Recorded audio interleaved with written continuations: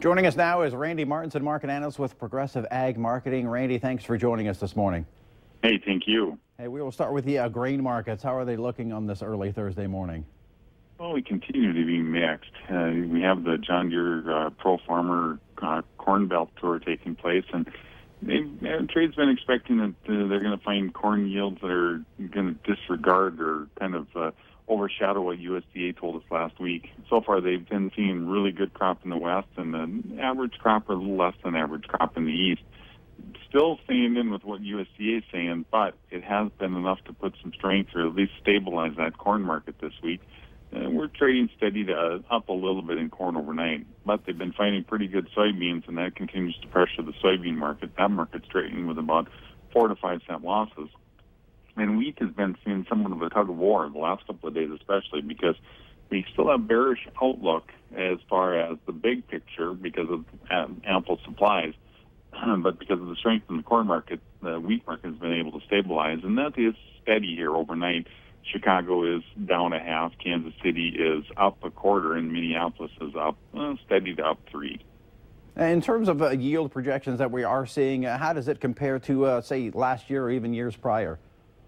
You know, as far as the wheat is concerned, we're shattering the yields pretty much. You know, in some areas we had some pretty good wheat last year, but this year we've got it in just about all regions. There are a few that are seeing a little bit disappointing wheat yields, but for the most part, spring wheat yields look like they could be a record this year.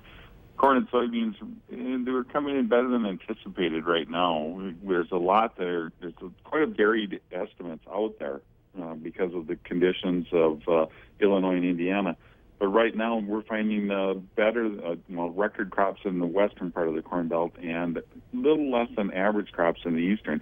In the end, it still looks like they're going to come in pretty good and be right up in that upper 160 area for corn. And soybean yields are still tracking pretty good, and it looks like they could be close to a record in a lot of areas. Livestock markets, we're getting ready to wrap up August, head on into September and into the fall season, getting out of the barbecue season.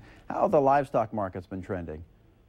Boy, they've been disappointing, and they've been getting hit pretty hard. Yesterday was a down day, pretty heavy down day because of the grains. Overall, I think our economy, with China devaluing their currencies, come in and upset that livestock market a little bit more than what we've anticipated because of the anticipation of a weak economy. And, of course, 50% of our meat has to go through restaurants. And if you got a weak economy, people aren't going out to eat. I think that's hitting the market. Expansion also is an issue. I thought cattle would have performed better, but we're struggling because of some of those macroeconomic issues. Oil is back down again. Corn is doing pretty well. How are the biofuels markets looking? You know, ethanol's been doing all right. Demand has been going up, you know, and of course that's got to stay cheaper than the gas market.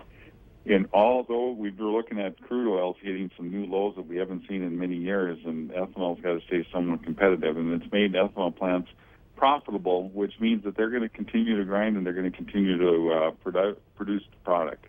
That is all of my questions. Anything else you'd like to add that maybe we haven't talked about this morning?